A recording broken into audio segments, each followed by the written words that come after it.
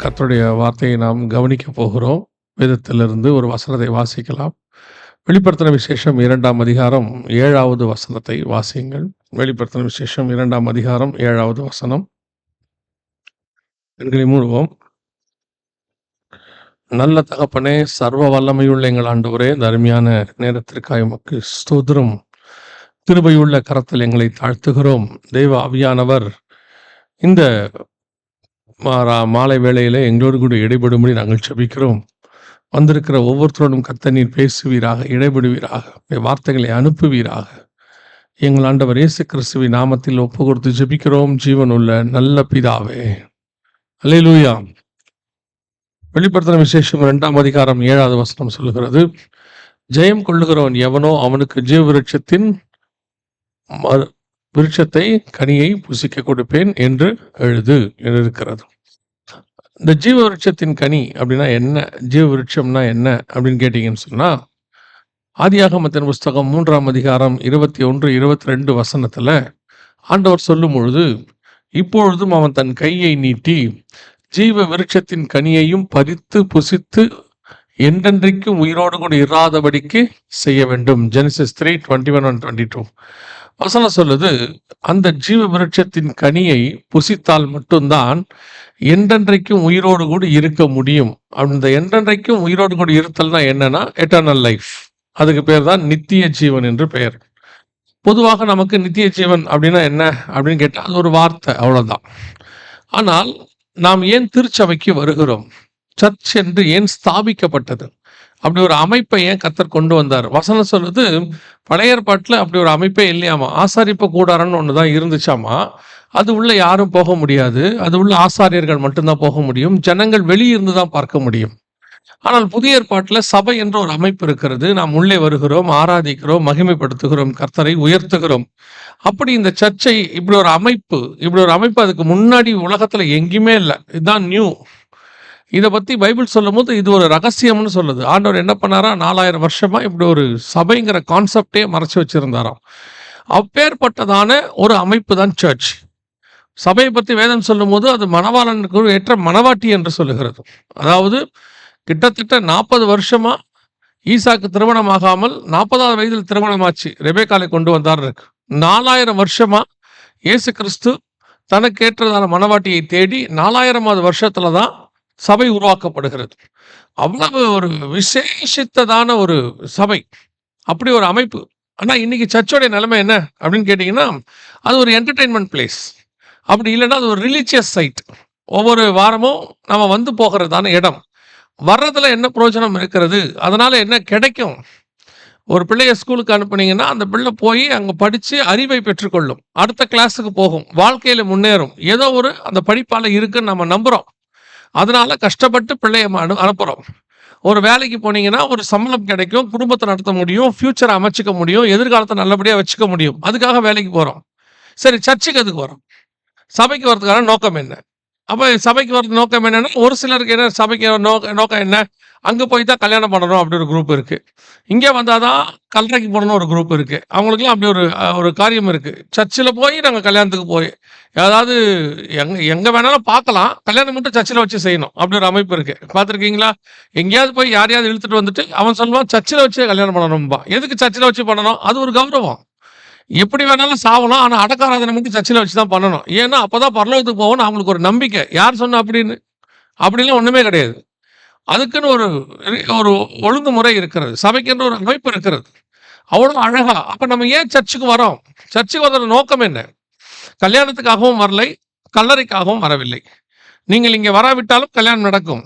நீங்கள் இங்கே வராவிட்டாலும் கல்லறையில் கொண்டு போய் வச்சிருவாங்க. 3 நாளைக்கு மேலே உங்களை வச்சுக்க மாட்டாங்க எங்கேயும். நீங்களே விரும்பினா கூட வச்சுக்க மாட்டாங்க. ஒரு வாரம் 10 நாள் மிஞ்சி போச்சுன்னா கொண்டு போய் புதைச்சிருவாங்க. அவ்வளோதான், முடியாது. அப்போ சபைக்கு வருவதற்கான நோக்கம் என்ன? Purpose, main reason. இந்த செல்ஃபோனை பார்த்தீங்கன்னா அதோடைய மெயின் ரீசன் செல்ஃபோன் என்னன்னு கேட்டிங்கன்னு சொன்னால், ஒருத்தரோட பேசுறது. ஆமாம், அதானே செல்ஃபோன் தானே. ஆனால் நீங்கள் நல்லா கவனிச்சு பாருங்க, அடுத்தடுத்த வெர்ஷன் வந்துக்கிட்டே இருக்கு. இப்போ iPhone 17 வந்துருச்சு. இந்த 17ல் பேசுறதுல ஏதாவது மாறி இருக்குதான்னு பாருங்க. நீங்க பேசுறதுல ஏதாவது குவாலிட்டி மாறி இருக்கான்னு பாருங்க. ஒரு குவாலிட்டி மாறி இருக்காது. ஆனா மெகா பிக்சல் கேமரா மாறி இருக்கும், ஸ்டோரேஜ் மாறி இருக்கும், அப்புறம் அது மாறி இருக்கும். டெக்னாலஜி மாறி இருக்கும். ஆனா, எது மெயின் பர்ப்பஸோ அது மாறவே மாறாது. ஏன்னா, அவ்வளோதான் அதுல இருக்கு. கேமராக்கு தான் நமக்கு தான் கேமரான்னு ஒண்ணு இருக்குது தனியா, ஸ்டில் கேமரா. ஆனா, அத நம்ம செல்ஃபோன்ல கொண்டாந்து, இப்போ என்ன உங்கள ஏமாத்திக்கிட்டு இருக்கிறான்னா, இந்த வாட்டி இன்னும் நல்ல கிளியர் கேமரா குடுத்துருக்குறோம். அத விட அதிக ஸ்டோரேஜ் குடுத்துருக்குறோம். ஏய் நாங்க செல்ஃபோன பேசுறதுக்கு தான் வாங்குறோம் முதல்ல. பேசுறதுல ஏதாவது மாற்றம் இருக்குதா? அது ஒண்ணும் மாறாது. ஏன்னா பேசுறது 2 பேர் தான். அவரும் இவரும் தான். யாரோ 2 பேரும் பேசணும். அவங்க 2 பேரும் மாறுனதால இது மாறும். அதே மாரி தான் சர்ச்சினுடைய மெயின் பர்ப்பஸ் என்ன? பரலோகத்துக்கு போறது. நித்திய ஜீவன். இந்த உலகத்திலேயே இந்த ஒரு இடத்துக்கு வந்தா மட்டும் நான் சொல்றது இந்த இந்த இடம் இல்ல, சபை.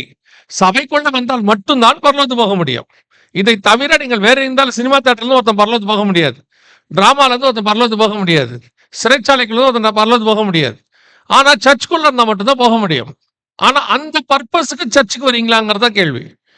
இங்க அந்த பரலோகத்துக்கு போறோங்கிற வார்த்தைக்கு இன்னொரு பேரு தான் நித்திய ஜீவன். Eternal life. அப்ப அந்த எட்டர்னல் லைஃபை நான் பெற்றுக்கொள்வதற்கு ஆயத்தமா இருக்கிறேனா?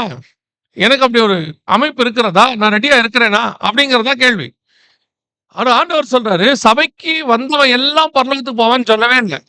இன்னைக்கு சபை கடைசி காலத்துல ஒரு விஷயத்துல ஏமாந்துகிட்டே இருக்கு. எதுன்னா, சர்ச்சுக்கு வந்துட்டா பரலோகத்துக்கு போயிரலாம் அப்படின்னு நீங்க எல்லாம் நினைச்சுட்டே இருக்கிறீங்க. இயேசுநாதர் கூட இருந்தாலே பரலோகத்துக்கு போக முடியாது. தெரியுமா உங்களுக்கு? யூதாஸ் காரியத்தை இயேசுநாதர் கூட இருந்தே பரலோகத்துக்கு போல. அவன் போயிட்டான் வெளிய நரகத்துக்கு போயிட்டான்னு பைபிள் சொல்லுது. அப்ப இயேசுநாதர் கூட இருந்தா மட்டும் பத்தாது. இயேசுநாதர் கூட இருந்து அவர் என்ன சொல்றாரோ அதன்படி செஞ்சா மட்டும் தான் பரலோகத்துக்கு போக முடியும். அப்படிதானே? இயேசுநாதர் கூட இருந்தா மட்டும் பரலோகத்துக்கு போயிற முடியும். போக முடியாதுல்ல. அவரே வசனம் தெளிவா சொல்லுது. இயேசுவை சகையும் மரத்துக்கு மேல இருக்கும்போதே பார்த்துட்டாரு. அவர் கூட நடந்து வராரு. இயேசுநாதரோட பேசிக்கிட்டே வராரு. இயேசுநாதர் சகை கிட்ட பேசுறாரு. அப்பல்லாம் ரட்சிப்பே வரல பாருங்க. எப்ப இயேசு கிறிஸ்து விரும்புகிறபடி சகையு சொன்னாரோ, எல்லாவற்றையும் வித்து பாதியை தரித்திரருக்கு கொடுக்கிறேன், நாளத்திலே திருப்பி தரேன்னாரோ, அப்ப ஆண்டவர் சொன்னாரு. இப்பொழுது இந்த வீட்டுக்கு ரட்சிப்பு வந்தது. இயேசுநாதரை பார்க்கறதுனாலயோ, கூட நடக்கிறதுனாலயோ, இயேசுநாதர் உங்ககிட்ட பேசுறதுனாலயோ நீங்க பரலோகத்துக்கு போயிற முடியாது. அவர் சொல்லுகிறபடி செய்தால் மட்டும் தான் பரலோகத்துக்கு போக முடியும். ஆனால் இன்னைக்கு சபை செய்தாங்கிறதா கேள்வி. சர்ச்சுடைய நோக்கம் என்ன? ஒரு அமைப்பு வந்துட்டு போயிட்டு இருக்கிறோம். அவ்வளவுதான். அதுல ஒரு பெருமை வேற இருக்கு. நாங்க அந்த சர்ச்சு, நாங்க இந்த சர்ச்சு. அதுல ஒரு டினாமினேஷன் பெருமை இருக்கு. சர்ச் பெருமை இருக்குது. அப்படி ஒரு பெருமை இருக்கு. நாங்க தமிழ் காங்கிரிகேஷன், நாங்க இங்கி காங்கிரிகேஷன். பரலோகத்துக்கு போக முடியும்னா ஒரே காங்கிரிகேஷன் தான். அப்படி இருக்கும் பொழுது நான் பரலோகத்துக்கு போவேனா அப்படிங்கிறதா கொஸ்டின் இந்த இடத்துல. அப்போ இயேசு சொல்றாரு, ஆவியானவர் சபைகளுக்கு சொல்லுகிறதை காதுள்ளவன் கேட்க கடவன். சபைக்கு வருகிறவனுக்கு நித்திய ஜீவனுக்கான அந்த ஜீவவிருட்சத்தை கொடுப்பேன்னு சொல்லல. ஜெயம் கொள்ளுகிறவன் எவனோ, சர்ச்சுக்கு வந்து எதையோ ஜெயிக்கிறவங்களுக்கு தான் அது கிடைக்கும்னு பைபிள் சொல்லுது. சபைக்கு வருகிறவர்களுக்கு எல்லாம் கிடைக்கும்னு சொல்லல. திருப்பியும் சொல்றேன், இந்த செய்தி மொத்தத்தை நீங்க கேட்குறீங்களோ இல்லையோ, ஆனா இந்த ஒரு லைன் மட்டும் மனசுல வச்சுக்கொள்ளுங்க. சபைக்கு வருகிறவருக்கு அத்தனை பேருக்கும் பரலோகத்துக்கு போவார்கள் என்று பைபிள் சொல்லவே இல்லை. அப்படி நீங்கள் போகவே முடியாது. அப்ப நாங்க பரலோகத்துக்கு போறதுக்கு சபைக்கு வந்தவர்கள் என்ன செய்யணும்? இப்ப அதான் கேள்வி. சபைக்கு வருவதற்கு ரட்சிக்கப்படணும். அதெல்லாம் இருக்கு. Okay right. சபைக்கு வந்தவர்கள் பரலோகத்துக்கு போறதுக்கு என்ன செய்யணும்? அது நம்ம தெரியணும்ல. அதான் ரொம்ப முக்கியம். அதத்தான் பைபிள் சொல்லுது. ஜெயம் கொள்ளுகிறவன் எவனோ அவனுக்கு பரதேசின் மத்தியில் இருக்கிற ஜீவவிருட்சத்தின் கனியை புசிக்க கொடுப்பேன் என்று எழுது அப்படின்னு இருக்கு. அப்ப எதை நான் ஜெயிக்க வேண்டும்? எதை நாம் ஜெயிக்கணும் அப்படின்னு வசனம் சொல்லுது. எதை ஜெயிக்கணும்? வாசிங்க. ஆதியாகமத்தின் புஸ்தகம். ஆதியாகமத்தின் புஸ்தகம் 3ஆம் அதிகாரம் கடைசி 2 வசனத்தை வாசிங்க பார்ப்போம். கடைசி 2 வசனம் ஆதியாகமத்தின் ஜெனசிஸ் 3 வெர்சஸ் 23 and 24 வாசிங்க பார்ப்போம்.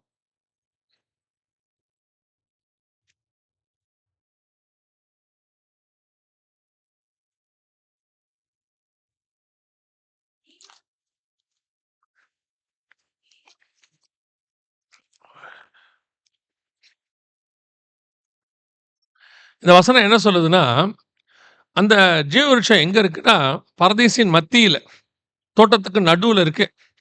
இந்த தோட்டத்துக்கு நடுவுல இருக்கக்கூடிய ஜீவவிருட்சத்தை நீங்க சாப்பிடணும்னா, 2 விதமான காரியங்களை நீங்கள் ஜெயிக்க வேண்டும் என்று வேதம் சொல்லுகிறது. இங்கிலீஷ்ல அந்த வசனத்தை வாசிங்க பார்ப்போம். இங்கிலீஷ்ல கொஞ்சம் டிஃபரெண்டாக இருக்கும். அதை வாசிங்க. 20 ஆ 20 24 வாசிங்க பார்ப்போம். ஜெனசிஸ் 3:24.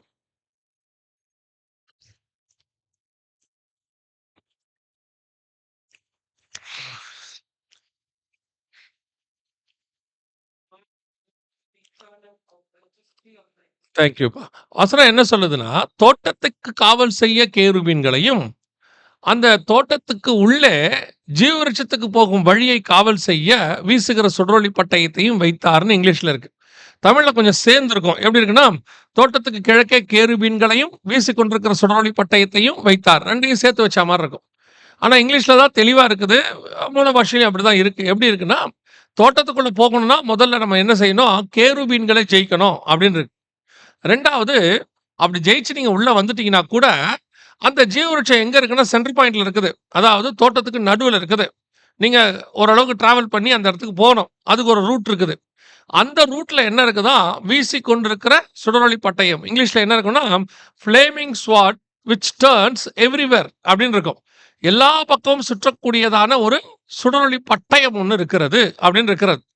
அப்போ இந்த 2யும் ஜெயிச்சா மட்டும்தான் அந்த நடுவுல இருக்கிற ஜீவவிருட்சம் கிடைக்கும். ஜீவவிருட்சம்னா என்னன்னா, எட்டர்னல் லைஃப், நித்திய ஜீவன் அப்படின்னு அர்த்தம். ஏன்னா 3:22 ஆண்டவர் சொல்றாரு, அதை புசித்து என்றென்றைக்கும் உயிரோடு கூட இராதபடிக்கு செய்ய வேண்டும். அப்போ நான் சபைக்கு வருகிறேன், ரட்சிக்கப்பட்டேன்னு சொல்றேன், எல்லாம் ஓகே தான். ஆனால் நித்திய ஜீவன் எனக்கு கிடைக்குமா? அதான் என்னோட கேள்வி. ஒரு வாலிபன் வருகிறான், இயேசுகிட்ட வந்து கேட்கிறான், நான் வந்து ஜீவவிருட்சத்தின் கனியை புசிக்கணும் அப்படின்னு. அப்ப இயேசு அதற்கான வழிமுறைகளை சொல்லும் பொழுது, அவன் சொல்றான், துக்கத்தோடு கூட போய்விட்டான் அப்படின்னு இருக்கிறது. 19ஆம் அதிகாரம் மத்திய சுவிசேஷத்துல இருக்கு. அப்படியானால் இயேசு கிட்ட வருகிறவர்களால் எல்லாரும் நித்திய ஜீவனை சுதந்திரிக்க முடியாதுன்னு அர்த்தம்.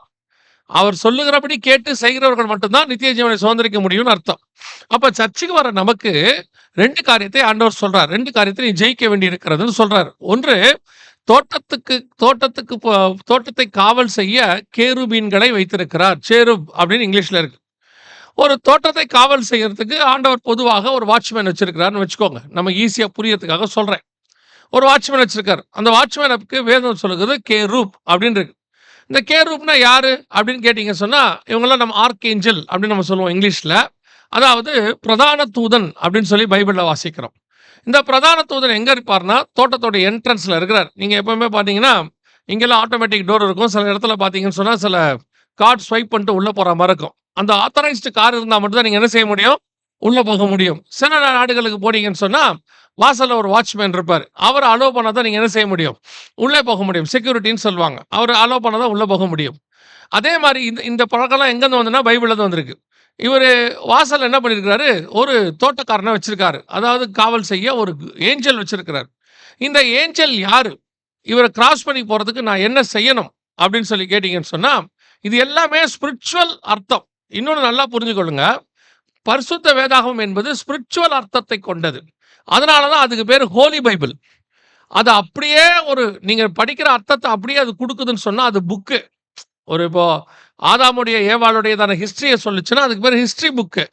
இப்போ 1 ராஜாக்கள் இருக்கு. அதுக்கு பேரு புக் ஆஃப் கிங்ஸ். அதோட ஹிஸ்டரிய பத்தி சொல்லுதுன்னு அர்த்தம். அதுக்கு பின்னாடி இருக்கிற ஸ்பிரிச்சுவாலிட்டிய புரிஞ்சுக்கிட்டீங்கன்னா தான் அதுக்கு பேரு பைபிள். வெறும் ஆட்டுக்குட்டின்னு எடுத்து நீங்க படிச்சுட்டீங்கன்னா, அதுக்கு பேரு புக்கு. அந்த ஆட்டுக்குட்டி இயேசு கிறிஸ்துன்னு படிச்சா தான் ஸ்பிரிச்சுவாலிட்டி. நான் சொல்றது உங்களுக்கு புரியுதா?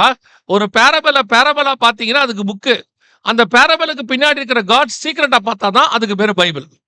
அப்ப நாம எப்படி பார்க்கிறோங்கிறது தான் இப்ப முக்கியமே. அப்ப இந்த தோட்டத்துக்கு காவல் செய்ய கேருபீன்களை வைத்தார் அப்படின்னு இருக்கு. இந்த கேருபீன்கள் யாரு அப்படின்னு கேட்டீங்கன்னு சொன்னா, பொதுவா உங்களுக்கு தெரியும். ஒரு ஒரு ஆளை கிராஸ் பண்ணி போகணும்னா, அவர்கிட்ட நீங்க ஏதோ ஒரு டாக்குமெண்ட்டையோ அல்லது ஒரு கார்டையோ ஏதோ ஒண்ணு காட்டினா மட்டும்தான் அவர் உள்ள விடுவாரு. அது அவருக்கு புரிஞ்சதா இருக்கணும். அவருடைய நாலேஜுக்கு உட்பட்டதாக இருக்கணும். இப்போ ஒரு உதாரணத்துக்கு நான் சொல்றேனே, இங்க நீங்க போறீங்க, ஒரு செக்யூரிட்டி வச்சிருக்கிறாங்க. அவர் வந்துட்டு இங்க உள்ளவரா இருக்காரு, கனடியனா இருக்காருன்னு வச்சுக்கோங்களேன். அவர்கிட்ட போய் ஹிந்தியில ஒரு கார்டு காட்டினா உள்ள விடுவாரா? தமிழ்ல ஒரு கார்டு காட்டினா உள்ள விடுவாரா? ஒண்ணு இங்கிலீஷ்ல இருக்கணும். இல்ல இன்னைக்கு சொன்னாங்க, இந்த மாகாணத்துல பிரெஞ்சுல இருக்கணும். ஏதோ ஒண்ணுல இருந்தா தான் கண்டிப்பா என்ன செய்வாரு? அது அவருக்கு புரியணும். அவருக்குரியதா இருக்கணும். இன்னொன்னு எடுத்துக்கோங்க. நீங்க ஒரு பேங்க்குள்ள போறீங்க. பேங்க்குள்ள போகும்போது பேங்க் கார்ட குடுப்பீங்களா? இல்லன்னா நீங்க கொண்டு போயிட்டு உங்க ஐசி இல்லன்னா வேற ஏதாவது ஒரு டிரைவிங் லைசென்ஸ குடுப்பீங்களா? அந்த ஆத்தரைஸ்டு உள்ள கார்டா இருந்தா தான் அது உள்ள நீங்க போக முடியும். அப்ப இந்த கேருபீனை தாண்டி நீங்க போகணும்னு சொன்னா, அந்த கேருபீனுக்குரியதான ஏதோ ஒண்ணு இருந்தா தான் நீங்க என்ன செய்ய முடியும்? உள்ளே போக முடியும். அப்ப எது அப்படின்னு கேட்டீங்கன்னு சொன்னா, நான் ஃபர்ஸ்ட் சொல்லிடுறேன் அது என்னன்ட்டு. அதுக்கப்புறம் நீங்க உடனே அடுத்த கேள்வி வரும். அது எப்படின்னு ஒரு கேள்வி உங்க மைண்ட்ல ஒண்ணு வரும் கன்ஃபார்மா. அதுக்கான வசனத்தையும் நான் உங்களுக்கு குடுத்துர்றேன். நீங்க பழைய ஏற்பாட்டுல நியாயப்பிரமாணம்னு ஒண்ணு பார்த்திருப்பீங்க. லான்னு ஒண்ணு இருக்கு இல்லையா? நியாய பிரமாணத்தின்படி பெர்ஃபெக்ட்டா இருக்கிறவன் தான் அது உள்ளே போக முடியும். அதான் கேருபீன் அப்படின்னு அர்த்தம். கேருபீனுக்கும் நியாய பிரமாணத்துக்கும் என்னங்க சம்பந்தம் அப்படின்னு கேட்டீங்கன்னா, இப்ப வாசிங்க. ஏன்னா உங்களுக்கு அந்த சந்தேகம் கண்டிப்பா வரும் இல்லையா? இப்ப வாசிங்க. அப்போஸ்தலர் நடபடிகள் 7ஆம் அதிகாரம். அப்போஸ்தலர் நடபடிகள் 7ஆம் அதிகாரம் 53வது வசனத்தை வாசிங்க பார்ப்போம். ஆக்ட்ஸ் 7:53 உட்கார்ந்தே வாசிங்க பரவாயில்ல. தேவதூதரை கொண்டு நீங்கள் நியாயப்பிரமாணத்தை பெற்றிருந்தும் அதை கைக்கொள்ளாமல் போனீர்கள் என்றான். அப்ப நியாயப்பிரமாணம் யார் வழியா வந்துச்சு? யார் வழியா வந்திருக்கு? சும்மா சொல்லுங்க. தேவதூதரை கொண்டு வந்திருக்கு. என்னங்க அப்படியாங்க அப்படின்னு கேட்டீங்கன்னா, இன்னொரு வசனத்தை வாசிங்க. கலாத்தியர் 3:19 வாசிங்க. 3:19 Colossians 3:19 வாசிங்க.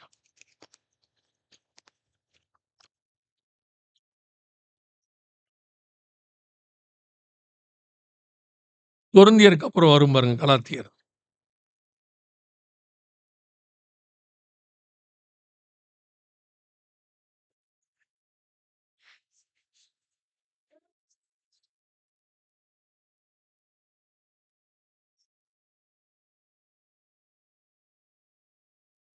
appointed through angels by the hands of fire.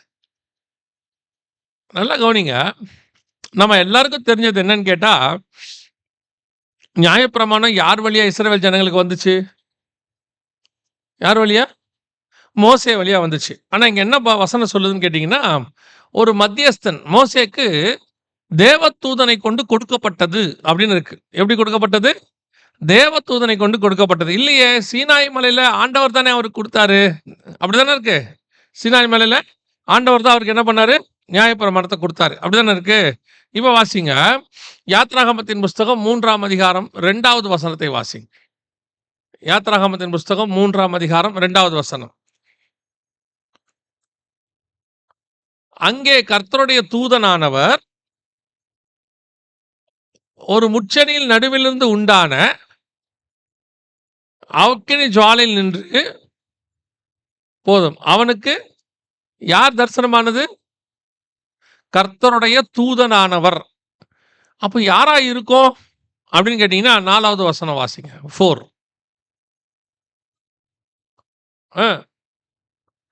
அவன் பார்க்கும்படி கிட்டே வருகிறதை கர்த்தர் கண்டு வாசிங்க தொண்டா. முச்செடி நடுவிலிருந்து பாருங்க. 2வது வசனத்துல தேவனுடைய தூதனானவர்னு இருக்கு, கர்த்தருடைய தூதனானவர் அப்படின்னு இருக்கு. 4வது வசனத்துல கர்த்தர்னு இருக்கு, அதே வசனத்துல தேவன் இருக்கு. 3 பதம் யூஸ் பண்ணப்பட்டிருக்கு. 2ல ஏஞ்சல், 4வது வசனத்துல லார்ட் காட். 2 வேர்டுமே யூஸ் பண்ணியிருக்கிறார் அந்த இடத்துல. அப்படின்னா என்ன அர்த்தம் அப்படின்னு கேட்டீங்கன்னா, அங்கே வந்தது ஆண்டவர் தான். அங்கே வந்தது யார் தான்?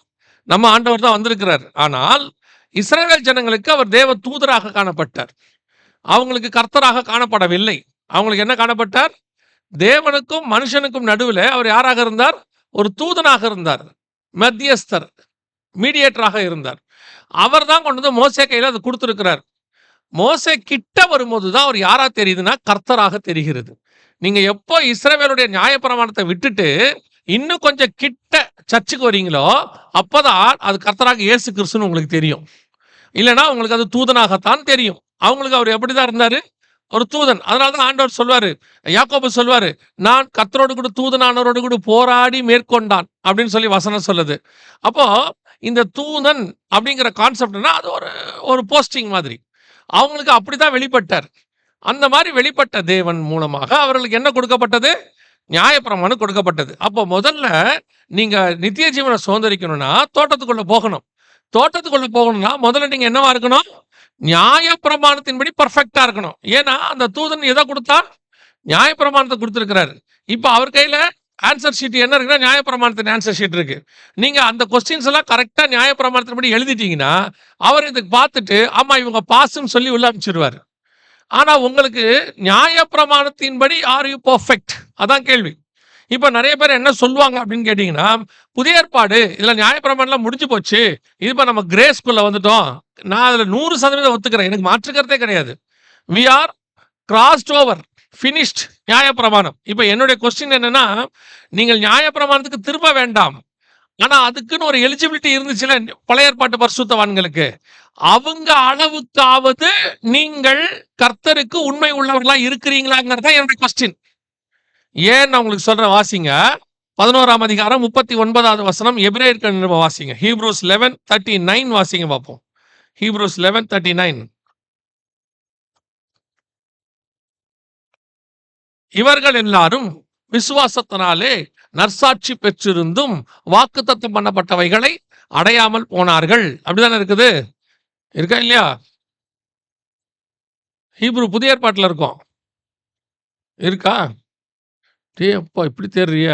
இவர்கள் எல்லாரும் விசுவாசத்தினாலே நற்சாட்சி பெற்றும் வாக்குத்தத்தம் பண்ணப்பட்டதை அடையாமல் போனார்கள். யார் இந்த இவர்கள் எல்லாரும் அப்படின்னு பாத்தீங்கன்னா, எபிரேயர் 11:3 32 வரைக்கும் எல்லா வசனத்தையும் வாசித்து பார்த்தீங்கன்னா, அத்தனையுமே ஓல்ட் டெஸ்ட்மென்ட் ஹோலிமென், பழைய ஏற்பாட்டு பரிசுத்தவான்கள். ஆபேல் ஆரம்பிச்சு 32வது வசனம் சொல்லும், பின்னும் நான் என்ன சொல்லுவேன், எப்தா, பாராக், சிம்சோன், தாவீது, சாமுவேல் என்பவர்களை குறித்தும் தீர்க்கதரிசிகளை குறித்தும் விவரம் சொல்ல வேண்டுமானால் காலம் போதாதுன்னு இருக்கு.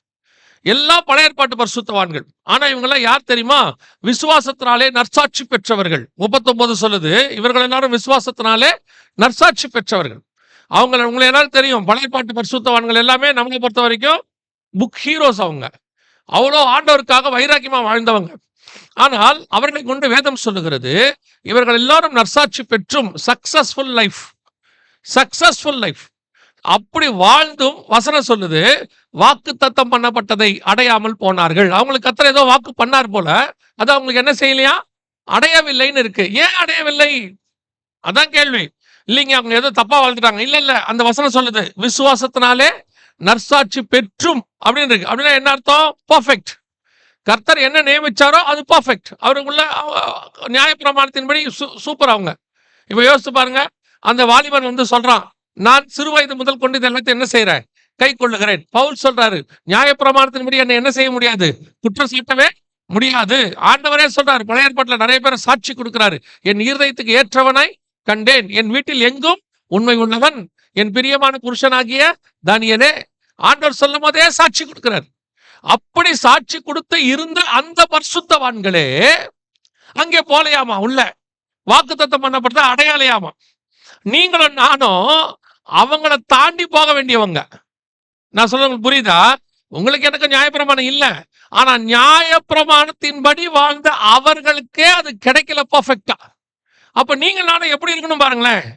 நான் சொல்றது உங்களுக்கு புரியுதா?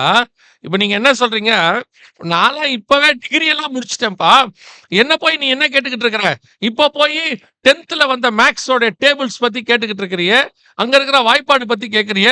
நாங்க யார் தெரியுமில்ல, நாங்களாம் வந்துட்டு ப்ரொஃபஷனல் கோர்ஸ் முடிச்சவங்க. நான் இப்ப என்ன சொல்றேன்னா, நீங்க ப்ரொஃபஷனல் கோர்ஸ் முடிச்சவங்கன்றது எனக்கு சந்தேகமே இல்லை, நானும் அந்த பிரமாணத்தை சார்ந்தவன் தான் வச்சுக்கோங்களேன். ஆனா கேள்வி என்னன்னா, அந்த 10th ஒரு டேபிள்ஸ் படிச்சாங்கன்னு சொல்றீங்களே, அதுல நீங்க பர்ஃபெக்டான்னு தான் கேட்கிறேன். அதில் பர்ஃபெக்டா இல்லாட்டி பாஸ் பண்ண முடியுமா? சரி, பாஸ் பண்ணியிருந்தா அதில் எப்படி கொஞ்சம் சோதிச்சு பாருங்களேன், திருப்பி படிச்சு பாருங்களேன் பர்ஃபெக்டானு. நியாயப்பிரமாணத்தில் உள்ள சின்ன சின்ன விஷயத்தை கொஞ்சம் எடுத்து பாருங்களேன். 619 நியாயப்பிரமாணம் இருக்குதாமா பைபிளில். உங்களுக்கு தெரிஞ்சதுல 10 கட்டளைகள் தான், அதில் 619 இருக்குதாமா கமாண்ட்மெண்ட்ஸு. அதை கூட விட்டுருங்க, அந்த 10 கட்டளைகள்லையாவது பர்ஃபெக்டா? அந்த 10 கட்டளைக்காவது புதிய ஏற்பாட்டு சபையில் உட்கார்ந்து இருக்கிறவங்க பர்ஃபெக்டா? அதான் கேள்வி. அதில் நீங்கள் ஒன்றுனா எடுத்து பாருங்க, அடி ஒவ்வொன்றும் காணாம போயிடும். என்ன வசனம் சொல்லுது, உன் தாய் தகப்பனை கனம் பண்ணுவாயாக, கதை முடிஞ்சுச்சு. இதுலயே சொல்லி முடிஞ்சிருச்சு. தாய் தகப்பனை எப்போ கனம் பண்ணுவோம்? ஃபாதர்ஸ் டே, மதர்ஸ் டே, 2 டே. 363 நாள் அவங்கள நம்ம கண்ணுக்கே தெரியாது, 2 நாள் தான் தெரியும். ஒரு நாள் அந்த ஃப்ளவர் மாதிரி ஏதாவது ஒன்று வாங்கி கொண்டு போய் கொடுத்துட்டு, I love you mummy, I love you டேடின்ட்டா உன் பெற்றோரை கனப்படுத்துவாயாக. அப்பா அம்மாவை கொண்டு போய் ஓல்டேஜ் ஹோம்ல விட்டுட்டு, பேரண்ட்ஸ் ஹோம்ல விட்டுட்டு என்னன்னு கூட விசாரிக்காத ஆளு. ஆனா கேட்டா சொல்றது பரலோக ராஜ்யத்துக்குள்ளே பிரவேசிப்போம். சான்ஸே இல்லை தம்பி. நீங்களாம் அதை சும்மா நினைச்சுக்கிட்டு இருக்காதீங்க, ஏதோ பரலோகத்துல சும்மா கையை பிடிச்சு கொண்டு போய் உள்ள விட்டுருவாருன்னு. நிறைய பேரோட எண்ணம் அப்படி, நான் போயிடுவேன்ட்டு. ஒரு அப்பா அம்மாவை கவனிக்க முடியாத ஆளு, ஒரு தாய் தகப்பனுக்கு ஒன்றும் கொடுக்க முடியாத ஆளு. நான் சொல்ற ஒரு பேசிக் அடிப்படை. போய் உலகத்தான பாருங்க, அவன் கூட பெற்றோருக்கு கனப்படுத்திக்கிட்டு இருக்கிறான். உலகத்தான கூட பெற்றோர் மேல அவ்வளோ அக்கறை இருக்குது. இது நான் சொல்றது ஒரு பிரமாணம் தான். அடுத்தவர் பொருளை இச்சியாது இருப்பாயாக. பக்கத்து வீட்டுக்காரன் ஒன்று காரை வாங்கிட்டானா நமக்கு எவ்வளவு இருக்கு? அக்கா தங்கச்சி வாங்கிட்டாங்கன்னா எப்படி இருக்கு? அண்ணன் தம்பி வாங்கிட்டா எப்படி இருக்கு? நமக்கு வீடு இருக்கு, அவன் கொஞ்சம் பெரிய வீடு கட்டிட்டா நமக்கு சுருங்குது இல்ல? பெரிய வீடா கட்டிட்டான், என்ன 2 ரூம் தான் இருக்கு, அவங்க வீட்டுல 3 ரூம் இருக்கா. எத்தனை ரூம் இருந்தா நான் ஒரு ரூம்ல தானே தூங்க போறிய? எத்தனை ரூம் இருந்தா ஒரு ரூம்ல தானே தூங்குவோம். 3வது ரூம்ல நைட்டு 12 மணிக்கு மேலே அலாரம் வச்சு 3வது ரூம்ல போய் தூங்குவீங்களா? எங்க வீட்டில் 3 ரூம் இருக்கிறது, நாங்களாகவே 3 ஹவருக்கு ஒரு ரூம்ல தூங்குவோம். தூங்க போறிய? யாராவது ஒன்று வாங்கிட்டாங்கன்னா உடனே அடுத்தவர் பொருளை இச்சையாது இருப்பாயாக. அதுவும் இப்போ உபதேசமே அப்படி ஆகி போச்சு சர்ச்சில். என்ன உபதேசம்? ஏதாவது ஒரு காரை பார்த்தால் நீங்க கிளைம் பண்ணுங்க. இப்போ சொல்லி கொடுத்துருக்கான், கிளைம் பண்ணுங்க. என்ன கிளைம் பண்ணுங்க? அந்த கார் மாதிரியே எனக்கு கொடுங்க ஆண்டவரை. எதுக்கு? உனக்கு வேற கார் கொடுத்துட்டு போட்டோம், எதுக்கு அந்த கார் மாதிரியே கொடுக்கணும்? அதுல வேற அந்த கார் மேல வச்சு ஜெபம் வேற பண்றாங்க, கர்த்தாவே இந்த காரை கண்டிப்பா நீ தந்ததுக்காக ஸ்தோத்திரம். அதை தரமாட்டேன்பா. அதான் இன்னொருத்தன் காராச்சு, அது எப்படி உங்ககிட்ட தருவார்? நிறைய பேர் அப்படி ஜெபம் பண்றாங்க, கர்த்தர் இந்த காரை நமக்கு தரப்போறதுக்காக. நல்லா மனசுல வச்சுக்கொள்ளுங்க. பழைய ஏற்பாட்டு பரிசுத்தவான்கள் என்ன பண்ணாங்களா? எல்லாவற்றையும் அந்நியரும் பரதேசிகளும் என்று அறிக்கையிட்டுன்னு இருக்கு. 13வது வசனம் வாசிங்க. எபிரேயர் 11:13 வாசிங்க. 11:13. Hebrews 11:13.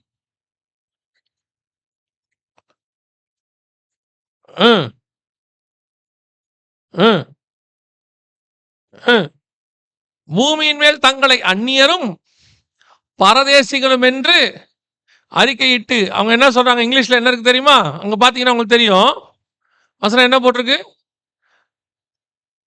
not having received the promises but having seen them and. நீங்க பின்னாடி டிசைன் எல்லாம் போட்டு வச்சிருக்கீங்க, வசனமே தெரிய மாட்டேங்குது, சிலுவை தான் தெரியுது. and they were strangers and pilgrims. ஸ்ட்ரேஞ்சர்ஸ்னா என்ன? வெளியூர்காரன், அந்நியரும், சம்பந்தம் இல்லாதவங்களாமா. இப்படி அறிக்கையிட்டவங்களா யார் தெரியுமா? இந்த மாதிரி அறிக்கையிட்டவங்களா ஏதோ ஒன்றுத்துக்கு வக்கில்லாதவங்களாம் கிடையாது. யார் தெரியுமில்ல? ஆபிரகாமுடைய வசனம் சொல்லுது, ஆபிரகாமுடைய செல்வத்தை பூமி தாங்கக்கூடாதா இருந்துச்சான். ஆபிரகாமுக்கு லோத்துக்கும் அவருடைய ஆஸ்தியை பூமி தாங்கக்கூடாதா இருந்துச்சு. ஈசாக்கை பத்தி வசனம் சொல்லுது, வர வர பலத்து ஐஸ்வர்யவன் ஆனான். யாக்கோபை பத்தி வசனம் சொல்லுது, கோலும் கையுமாய் வந்தேன், 2 பெரும் பரிவாரங்கள் கொடுத்தார். யார் அங்க ஒண்ணும் இல்லாதவெல்லாம் சொல்றான்னு நினைச்சீங்க? அத்தனை பேர் யார் தெரியுமில்ல? எல்லாவற்றையும் வச்சுக்கிட்டு அந்நியரும் பரதேசியும் என்று அறிக்கையிட்டவன். அவன் எல்லாத்தையும் வச்சுக்கிட்டு தான் சொன்னான், ஐயா இதெல்லாம் ஒண்ணும் இல்லையா அப்படின்ற ஒரு டிசிஷனுக்கு வரான். நம்ம கிட்ட ஒண்ணுமே இல்லை, ஆனா விட்டத்துக்கு மட்டும் மனசு இல்லை.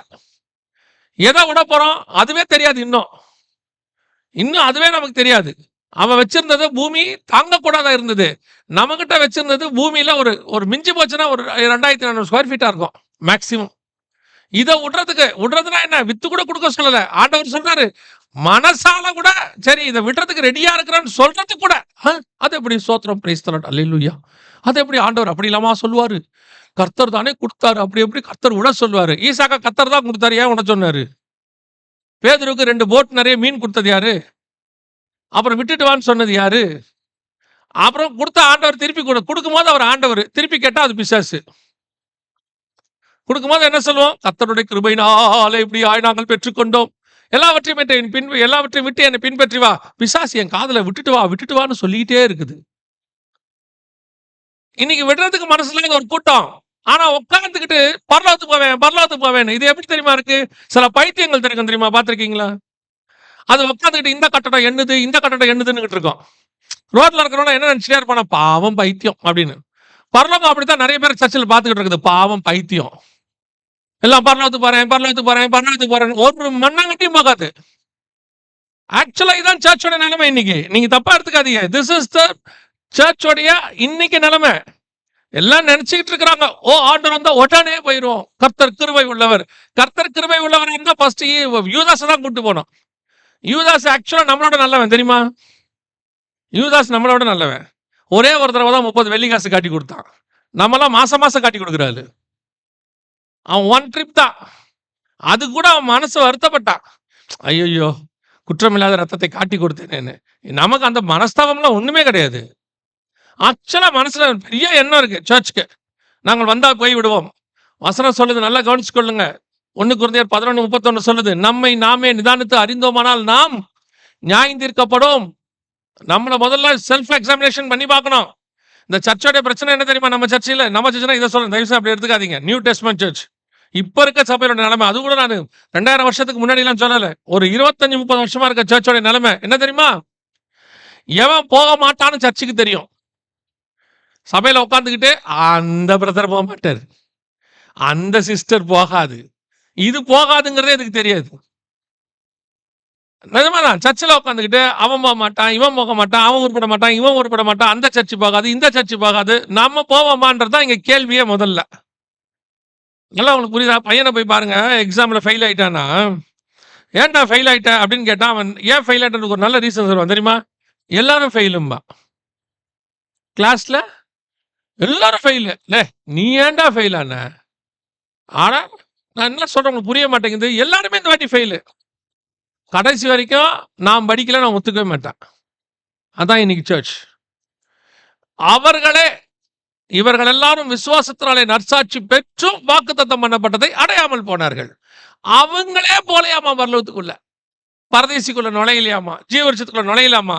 How it is possible? நியாயப்பிரமாணத்தின்படி பெர்ஃபெக்ட்டா வாழ்ந்தவனை போலயே அந்த நியாயப்பிரமாணத்தின்படியே நம்ம இன்னைக்கு பெர்ஃபெக்ட் இல்லையே. அன்னைக்கு வசனம் சொல்லுது, நீங்க எப்படிங்க சொல்றீங்க? அன்னைக்கு வசனம் சொல்லுது விபச்சாரம் செய்யாதிருப்பாயாக, ஆமா தானே? இன்னைக்கு வசனம் சொல்லுது இச்சையோடு நோக்காதிருப்பாயாக. அவனை விட நமக்கு ஸ்ட்ராங். அன்னைக்கு வசனம் சொல்லுது கொலை செய்யாதிருப்பாயாக, இன்னைக்கு சொல்லுது கோபப்படாதிருப்பாயாக. அவனை விட நம்ம ஸ்ட்ராங்கான பிரமாணத்தை கையில வச்சுக்கிட்டு இருக்கோம். ஆனா ரொம்ப கூலா பேசிக்கிட்டு இருப்போம். கேட்டா கிருபை. என்னடா கிருபை?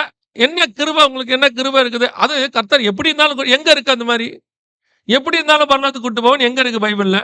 எல்லா பாவிகளும் வந்து அங்க இருப்பாங்கன்னு இருக்கா பரலோகத்துல? இல்லையே, அப்படி ஒண்ணுமே இல்லையே. ஒரு கல்யாண வஸ்திரம் போடாத ஒருத்தன் இருந்தா தூக்கி வெளியே தூக்கி போட்டுருவாருல இருக்கு. என்னதான் நீங்க ரெடி ஆகி வந்தாலும் ஆயில் இல்லாட்டி தூக்கி வெளியே போட்டுருவாருல இருக்கு. காட் வந்து 10 வெள்ளிக்காசு இருந்து 9 இருந்து 1 காணாலும் ஆண்டவர் விட்டுருவாருல இருக்கு. 100 ஆடு வச்சுக்கிட்டு 1 காணாம போனாலும் விட்டுட்டு போயிடுவாருல இருக்கு. மனவாட்டி கரை திரை என்ற பூரண மனவாட்டின்ல இருக்கு. எங்க இருக்கு எப்படி இருந்தாலும் பரலோகத்துக்கு போலான்ட்டு? அதுவும் இயேசு வந்து சபையை பரலோகத்துக்கு கூட்டு போற காலம் நெருங்கிருச்சு.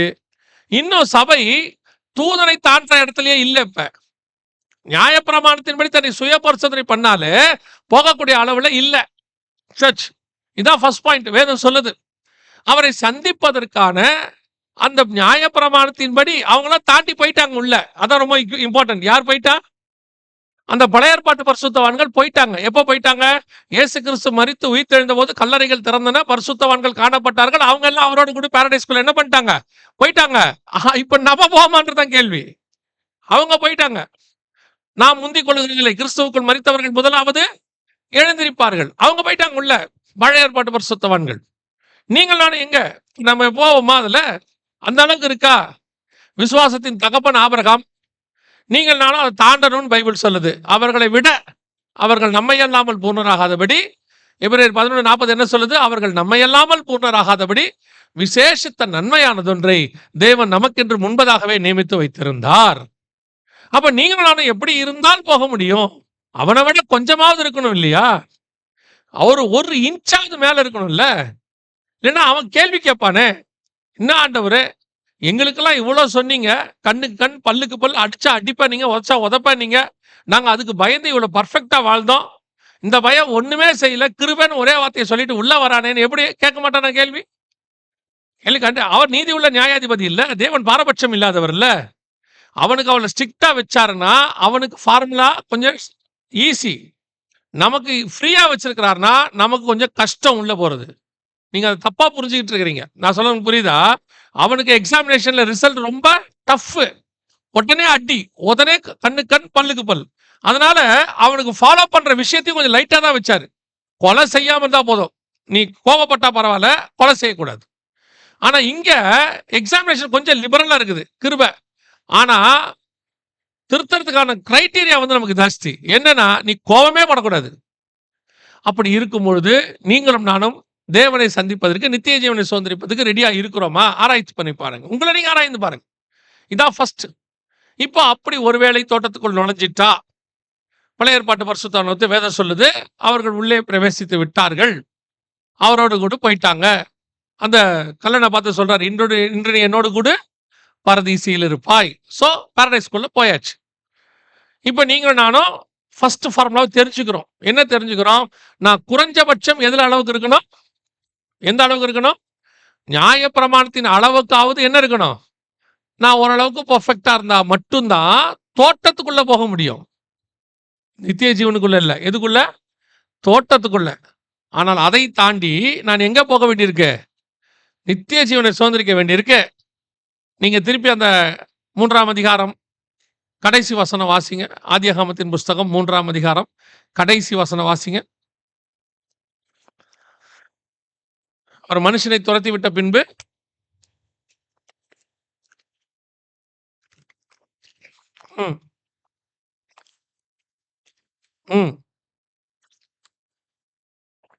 வீசி கொண்டிருக்கிற சுழலொளி பட்டயம். ஆனால் இங்கிலீஷ்ல எப்படி இருக்கு பார்த்தீங்கன்னா, the flaming sword which blazed everywhere and the flaming sword which turns every way. அதாவது எல்லா பக்கமும் சுழறுகிற ஒரு பட்டயம். வீசி கொண்டிருக்கிற சுழலொளி பட்டயம் தமிழ்ல இருக்கு. அப்படின்னா வீசுறதுனா என்ன அப்படின்னு கேட்டிங்கன்னா, ஃப்ளேமிங் ஸ்வாட், நல்லா சுடரொளி வீசுறது, நல்லா அடிச்சு போடுது. ஆனால் அது எப்படி வீசுறாங்கன்னா, எல்லா பக்கமும் நாலா பக்கமும் வீசி கொண்டிருக்கிற சுழலொளி பட்டயம். இப்போ நீங்க கொஞ்சம் யோசிச்சு பாருங்க. ஒரு வழி இருக்கு, அந்த வழியில அந்த லாஸ்ட்ல தான் நித்திய ஜீவன் இருக்கு, அதாவது ஜீவ விருட்சம் இருக்கு. அதை சாப்பிடணும். அதை சாப்பிட்டா தான் எனக்கு நித்திய ஜீவன். ஆனா முன்னாடி என்ன இருக்குன்னா, எல்லா பக்கமும் வீசுகிற ஒரு பெரிய கத்தி இருக்கு, சுத்திக்கிட்டு இருக்கு. ஃப்ளேமிங் ஸ்வாட் பயங்கரமா சுத்திக்கிட்டு இருக்கு. இப்ப எப்படி நான் இதை கிராஸ் பண்ணி அந்த பக்கம் போறது? கிராஸ் பண்ணி போனாதான் என்ன கிடைக்கும்? நித்திய ஜீவன் கிடைக்கும். ஆனா அது எல்லா பக்கமும் சுத்துது.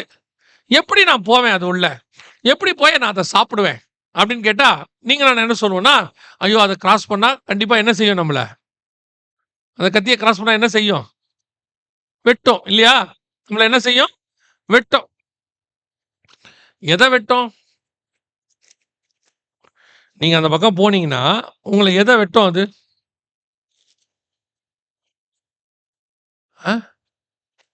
சும்மா சொல்லுங்க. எதை வெட்டும்? உங்கள் சரீரத்தை வெட்டும். கரெக்ட். எதை வெட்டும்? அப்ப அந்த பக்கத்துக்கு நீங்க போய் அதை சாப்பிடணும்னா உங்கள் சரீரத்தை வெட்டும், உங்களுக்கு ரத்தம் வரும், காயம் படும், எல்லாம் செய்யும்ல. ஆனா பைபிள் சொல்லுது, அந்த பக்கம் போனா தான் சாப்பிடவே முடியும், இல்லைன்னா நித்திய ஜீவன் கிடைக்காது. அப்பனா என்ன சொல்ல வரீங்க? அப்ப கண்டிப்பா எங்களுக்கு வந்து அது கிடைக்காதானா? கிடைக்கும். ஒரே ஒரு விஷயம்தான், அதை நீங்க சாப்பிடணும்னா செத்துருக்கணும்னு அர்த்தம். மாம்சமும் ரத்தமும் இருந்தால் அந்த பக்கம் போகவே முடியாது. ஆவியா இருந்தால் மட்டும்தான் அந்த பக்கம் என்ன செய்ய முடியும்? போக முடியும். மாம்ச ரத்தம் உடையவன் அந்த பக்கம் போனால் கண்டிப்பாக என்ன செய்யும்? வெட்டும். மாம்ச ரத்தம் இல்லாதவன்றதுக்கு பேர் என்னது? ஆவிக்குரியவன்னு பேர்.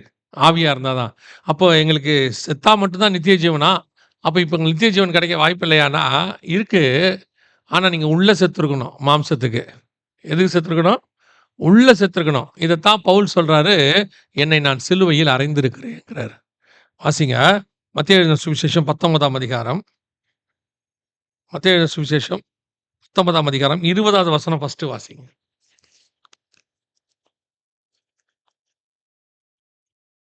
அந்த வாலிபன் அவரை நோக்கி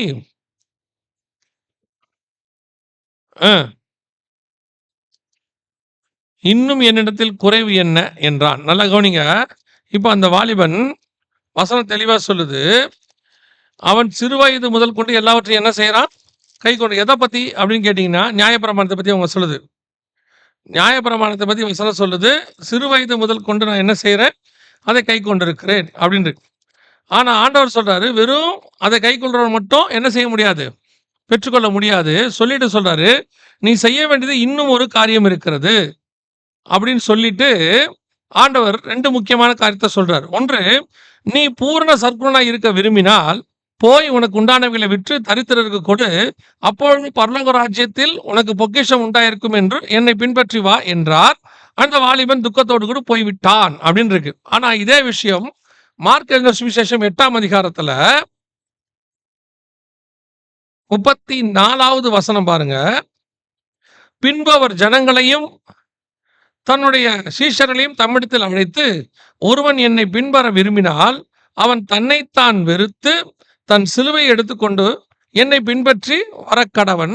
தன் ஜீவனை ரட்சிக்க விரும்புகிறவன் அதை இழந்து போவான். என் நிமித்தமாக, சுவிசேஷ நிமித்தமாக தன் ஜீவனை இழக்கிறவன் அதை ரட்சித்துக் கொள்ளுவான் அப்படின்னு வசனம் சொல்லுது. நல்லா கவனிங்க. நீங்கள் நித்திய ஜீவனை பெறணும்னா 2வது வசனம் சொல்லுது, சிலுவையை எடுத்துக்கொண்டு என்னை பின்பற்றி வா. இப்ப இந்த வாலிபன் இயேசுவை பார்த்து என்ன கேட்டான்? நித்திய ஜீவன் கேட்டான். அதாவது ஜீவன் கேட்கறான். இப்ப இவர் சொல்றாரு, சிலுவை எடுத்துக்கிட்டு என் பின்னாடி வா. ஒரு உதாரணத்துக்கு சொல்றேன். சிலுவை எடுத்துட்டு போகும்போது அந்த வாலிபன் கேட்பான் கூட வர சீஷர்ல, எங்க போறோம் அப்படின்னு. கல்வாரிக்கு போறோம். அவர் அங்கதான் போறாரு, பின்னாடி நம்ம அங்கதான் போறோம். ஏன்னா தோமா ஒரு இடத்துல சொல்றாரு, வாருங்கள் அவரோடு கூட மரிக்கும்படி நாம் போவோம். அவங்க எல்லாருக்கும் நல்லா தெரியுது. இப்போ அவன் கேட்பான், நான் ஜீவனை கேட்கறதுக்கு உங்க பின்னாடி வந்தா நீங்க என்ன எங்க கூட்டு போறீங்க? சிலுவை எடுத்துக்கிட்டு என்னை பின்னாடி வா. சிலுவை இவர் எங்க எடுத்துட்டு போறார்? இயேசு மரணத்தை கல்வாரிக்கு. அவன் கேட்பான், நான் கேட்டது ஜீவன், நீங்க சொன்னது சிலுவை எடுத்துக்கிட்டு வான். இப்ப சிலுவை எடுத்துட்டு போய் நான் எங்க போனோம்? கல்வாரிக்கு. அங்க போய் என்ன செய்வாங்க? சாவடிச்சிருவாங்க. இல்லை, நான் ஜீவன் தானே கேட்டேன். நீ செத்தா தான் ஜீவன், நித்திய ஜீவன். உனக்குள்ள நீ பொருளாசைக்கு சாகாம, பணத்தாசைக்கு சாகாம, உலகத்துக்கு சாகாமல் நித்திய ஜீவனை சுதந்திரிக்க முடியாதுன்னு அர்த்தம். சிலுவை எடுத்துட்டு வரணும்னு அர்த்தம். அப்ப அந்த வீசுகிற சுடரொளி பட்டயத்தை நீங்க கிராஸ் பண்ணணும்னா உள்ள நீங்க என்னவாயிருக்கணும்? மறித்திருக்கணும், செத்துருக்கணும் உள்ள. 7ஆம் அதிகாரம் ரோமருக்கு நிருபத்தையும் 8ஆம் அதிகாரத்தையும் அப்புறம் போய் வீட்டில் போய் வாசிச்சு பாருங்க. இங்க வாசிக்க வேண்டாம். ரோமர் 7, 8 2 அதிகாரத்தை பவுல் சொல்றாரு, நான் என் மாம்சத்தில் சாக விரும்புகிறேன், ஆனால் எனக்குள்ள இருந்து ஒரு பிரமாணம் கிரியை செய்கிறது. என்னை சாக விடாமல் மாம்ச பிரமாணம் கிரியை செய்கிறது. அந்த பிரமாணத்தை தாண்டி ஆவிக்குரிய பிரமாணத்துக்கு நான் வந்து நான் எல்லாவற்றுக்கும் சாக விரும்புகிறேன்னு சொல்றார். அதை செத்தால் தான் நித்திய ஜீவனை சுதந்திரிக்க முடியும். இதான் 2வது. அந்த வீசுகிற சுடரொளி பட்டயத்தை நீங்க தாண்டணும்னா யூ மஸ்ட் டை. உள்ளுக்குள்ள செத்துருக்கணும். இன்னைக்கு நிறைய பேரு வெளியே கிறிஸ்தவன் போர்வன், உள்ளுக்குள்ள உலகத்தான விட மோசமானவன். உலகத்தான் கூட உலகத்தை வெறுத்துறான், நம்மால வெறுக்க மாட்டான். ஆனா பேசும்போது நீங்க பார்க்கணுமே, செம்மையா இருக்கும். ஒரு பற்றும் எனக்கு இல்லை, உலகத்தின் மேல் ஒரு ஆசையும் இல்லை. எங்க அந்த வீட்டை வித்து எழுதி கொடுத்துருங்க ஏதாவது ஒரு மிஷினரிக்கு. பிரைஸ் தி லார்ட், ஹல்லேலூயா. அது எப்படி? கர்த்தர் கொடுத்த வீடு இல்ல, உன்னை யாரும் கொடுக்க சொல்லலப்பா. கொடுக்கறதுக்குன்னு வாய் கூட வராது. கொடுக்கறது என்ன வராது? வாய் கூட. ஆனா கதையை படிக்கும் போது மிஷினரி கதைகள் படிச்சிருவோம், பேசும்போது மிஷினரிகளை பத்தி பேசுவோம், செய்ய சொல்லும் போது அதை செஞ்சிருவோம். ஆனா அதனால தான் ஆண்டவர் நம்மளை பார்த்து ரொம்ப தெளிவா சொன்னார், அவர்கள் சொல்லுகிறபடி செய்யுங்கள், அவர்கள் செய்கிறபடி செய்யாதீர்கள். இந்த பையெல்லாம் நல்லா பேசுவான், ஆனா செய்ய மாட்டான். அதான் காட்ஸ் பிளான், அதான் காட்ஸ் நம்மளை பத்தி திட்டம். நம்மளை பத்தி அவருக்கு தெரியுது, இவ்வளவுதான் வேணுங்க அப்படின்னு. அதனாலதான் ஆண்டவர் சொன்னாரு, என்னை பின்பற்றி வா, சிலுவை எடுத்துக்கொண்டு என்னை பின்பற்றி வா. ஆரம்பத்துல சொன்ன பாருங்க, சகையு இயேசுவை பார்த்துட்டார். நீங்களான இயேசுவை பார்த்துட்டோம், சர்ச்சுக்கு வந்துட்டோம்ல. இயேசு கூட நடக்கிறாரு, வாக்கிங் வித் த காட். தேவனோடு கூட சஞ்சரித்தல்னு பேர் பழைய ஏற்பாட்டில். அதுக்கு சகை யாரோட நடந்து போயிட்டு இருக்கிறாரு? இயேசுவோட. நீங்க எடுத்து பாருங்க, ஏனோக்கு தேவனோடு சஞ்சரி. ஆனா இங்கிலீஷ் அப்படின்னா ஏனோக்கு வாக் வித் த காட் இருக்கும். அது மோசஸ் இவரு நோவா பாருங்க, நோவா தேவனோடு கூட சஞ்சரித்து, இங்கிலீஷ்ல Noah walk with the God இருக்கும். இப்ப சகையும் வாக் வித் த காட். ஆனால் இன்னும் நித்திய ஜீவன் வரல அவருக்கு, இன்னும் நித்திய ஜீவன் வரல. இப்போ வாக் பண்ணிட்டு போயிட்டே இருக்கிறாரு. இப்ப திடீர்னு அவரே சொல்றாரு, சில காதுல அவர் விஷயம் விழுது. அவர் சொல்றாரு, எனக்கு உண்டானவைகளை விற்று பாதியை நான் என்ன பண்ணிடுறேன், தரித்திரருக்கு கொடுத்துட்றேன், அநியாயமா வாங்கியிருந்தா நாளத்தினே திருப்பி தந்துடுறேன். பாருங்க, சகையு அநியாயமா வாங்கினாரான்னு நமக்கு தெரியல. ஏன்னா சகையுக்கே தெரியல. அவர் என்ன சொல்றாரு, வாங்கி இருப்பேன் ஆனால். இவ்வளவு தூரம் கன்விக்ட் பண்றவன் என்ன பண்ணணும்? நான் வாங்கினேன் கொடுத்துறேன்னு சொல்லணும், பாவம் பண்ண ஆண்டவரே மன்னிச்சிருங்கன்னு. ஆனா அவன் வாங்கினது அவனுக்கே தெரியல. அப்படின்னா என்ன அர்த்தம்னா, அவன் வாங்கல போல, அவன் கொஞ்சம் நியாயமா இருந்திருப்பான் போல. அவரே சொல்றாரு, வாங்கி இருப்பேன் ஆனால். எனக்கு தெரியல ஆண்டவரே, ஒரு வேளை வாங்கிதான் கொடுத்துறேன். அதான் அவர் சொல்றது.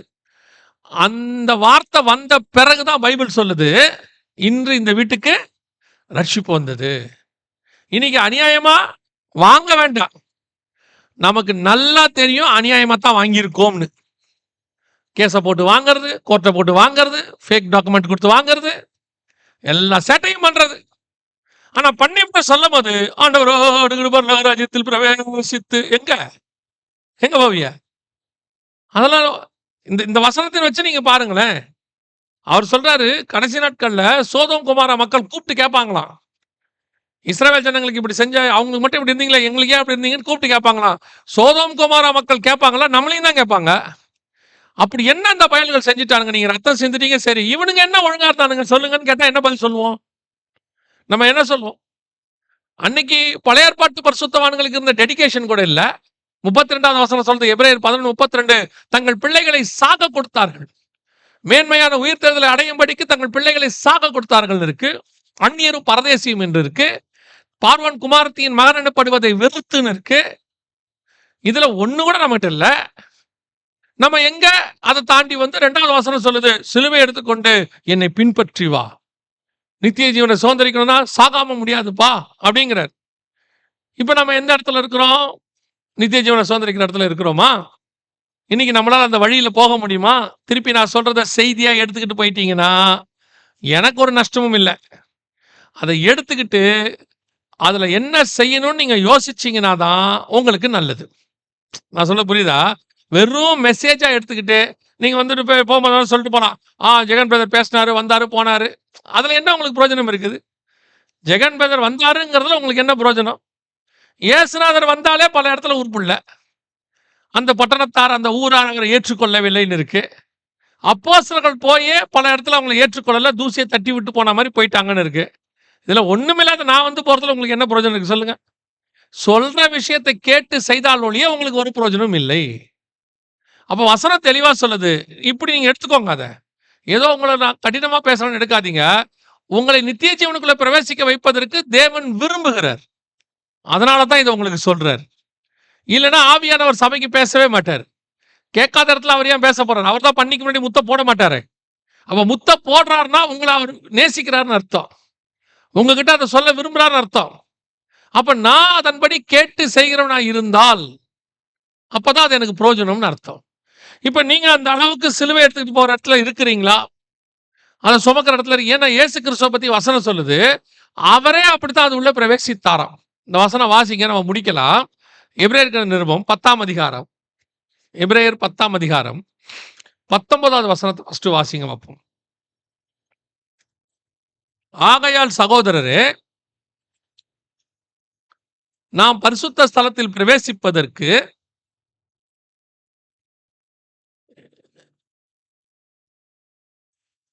அந்த வழியா போறதுக்கு அவர் என்ன பண்ணாராம்? அந்த புதிதும் ஜீவனமான மார்க்கம், அதான் அந்த flaming sword which turns everywhere to God the way of eternal life, அல்லது ட்ரீ ஆஃப் லைஃப்னு இருக்குல்ல, அதை அந்த வழியா பிரவேசிப்பதுக்கு அவர் என்ன பண்ணாராம்?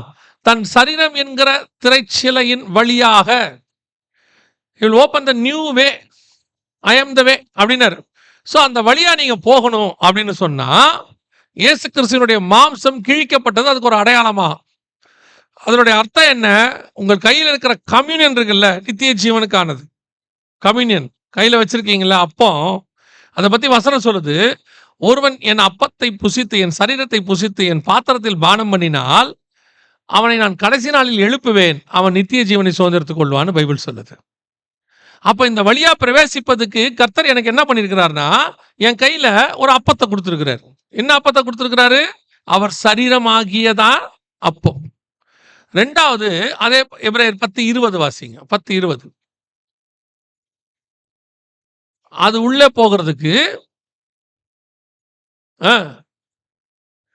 என்ன தைரியம்? சுத்தி கத்தி வீசிக்கிட்டு இருக்குதுப்பா. சுத்தி என்ன பண்ணுது? கத்தி வீசுது. வீசுகிற சுடரொளி பட்டயம் which turns everywhere அப்படி இருக்குப்பா. ஆனா அது மேலே தைரியமா போ. உன் கையில ரத்தத்தை கொடுத்துருக்கிறேன். அது என்ன செய்யும் தெரியுமா? அது உன்னை எதுவுமே செய்யாதுன்னு ஒரு தைரியத்தை அது கொடுக்கும். இந்த அப்பம் அந்த வழியாய் போவதற்கும் இந்த ரத்தம் அந்த தைரியத்தையும் எனக்கு கொடுக்கிறது. நான் அது வழியாய் பிரவேசித்து நித்திய ஜீவனுக்குள் சுதந்திரிக்கணும். அதான் அவங்க கையில உள்ளதான அப்பமும் ரசமும் கம்யூனியன். அப்ப சபைக்கு உள்ளே வருவதற்கு நியாயப்பிரமாணத்தின் வழியாக அவர்களுக்கு வாசல் திறந்துச்சு.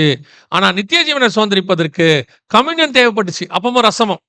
அதைத்தான் எபிரேயர் 11:40 சொல்லுது. அவர்கள் நம்மை அல்லாமல் பூர்ணராகாதபடி விசேஷித்த நன்மையானது ஒன்றை நம்மிடத்துல கொடுத்தார் ஆண்டவர். அதான் கம்யூனியன். ஆனா இந்த கம்யூனியன் கையில இருக்கிறதுனால மட்டும் நீங்க எங்க போயிட முடியாது, பரலோகத்துக்கு போயிட முடியாது. ஏன்னா வசனம் சொல்லுது, அபாத்திரமாய் போஜனமானம் பண்ணினால் உங்களில் சிலர் வியாதியஸ்தர்களாயும் ஒரு சிலர் நித்திரையும் அடைந்திருக்கிறார்கள். கம்யூனியனை எடுக்கணும், பர்ஃபெக்டா இருக்கணும். கம்யூனியனை தப்பா எடுத்தா தொலைஞ்சோன்னு அர்த்தம். ஐயோ கர்த்தர் கிருபை உள்ளவருங்க, அதெல்லாம் கம்யூனியன் எடுக்கிறவங்களாம் அப்படிலாம் செய்ய மாட்டாரு ஆண்டவர் அப்படின்னா யோசிச்சு பாருங்களேன். யூதாஸுங்கிறவன் கம்யூனியன் வாங்கின பிறகுதான் நடந்துச்சு அவனுக்கு. அந்த துணிக்கையை வாங்கின பின்பு இப்ப என்ன நடந்துச்சு? யூதாஸ் யாரு? அப்போஸ்தலர் பட்டத்துக்கு அழைக்கப்பட்டவர். தேவன் ராத்திரி முழுக்க ஜோம் பண்ணி 12 பேரை செலக்ட் பண்ணார்ல, அதுல ஒருத்தன் அவன். யூதாஸ் யாரு? இயேசு கிறிஸ்து 2 பேரை அனுப்பி அற்புதம் செய்ய சொன்னார்ல, அதுல அவனும் ஒருத்தன். 2 பேரா ஊழியத்துக்கு போனாங்கல்ல, அதுல அவனும் ஒருத்தன். யூதாஸ் யாரு? இயேசு கிறிஸ்து எங்க போனாலும் கூடவே போன ஆளு. யூதாஸ் யாரு? இயேசு கிறிஸ்துடைய மொத்த காணிக்கையும் சுமக்கிற ஆளு. இவ்வளவு பெரிய போஸ்டிங், எவ்வளவு பெரிய அழைப்பு, கர்த்தரிடத்துல ஸ்பெஷல் கிஃப்ட், மினிஸ்ட்ரி எல்லாம் பண்ண ஆளு அபாத்திரமா போஜனமான பண்ணா வசனம் சொல்லுது செத்தான்னு இருக்காங்க, நாண்டு கொண்டு செத்தான்னு இருக்கு. இப்ப யூதாஸ் என்ன பண்ணாரு? விபச்சாரம் பண்ணாரா? யூதாஸ் என்ன பண்ணாரு? கொலை பண்ணாரா? யூதாஸ் என்ன பண்ணாரு? சிகரெட் பிடிச்சாரா? குடிச்சாரா? இல்ல இல்ல, மேன் ஆஃப் காட். யூதாஸ் யாரு? Man of God. எப்போ வரைக்கும்? காட்டி கொடுக்குற வரைக்கும். அப்ப யூதாஸுக்கு இருந்த ஒரே பிரச்சனை என்ன? பொருளாசை.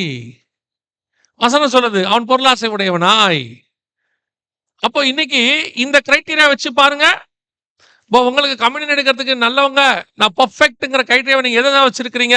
நான் சிகரெட் பிடிக்கிறது இல்லைங்க, நான் குடிக்கிறது இல்லைங்க, நான் வந்துட்டு ஒரே மனைவியோட தாங்க இருக்கிறேன். இது பத்தாதா? பத்தாதுங்க. இதெல்லாம் உலகத்தானே வச்சிருக்கான். உலகத்தானே குடிக்காதவங்க எத்தனை பேர் இருக்காங்க? உலகத்தானில் சிகரெட் பிடிக்காம ஒழுக்கமான வாழ்க்கை வாழ்ந்து தன் பிள்ளைகளை வளர்க்கக்கூடியவங்க எத்தனை பேர் இருக்காங்க? அதே தான் வசனம் சொல்லுது, பரிசேயருடைய நீதியை பார்க்கல நம்முடைய நீதி எப்படி இருக்கணுமா? மேலானதாக இருக்கணும் அப்படின்னு சொல்லுது.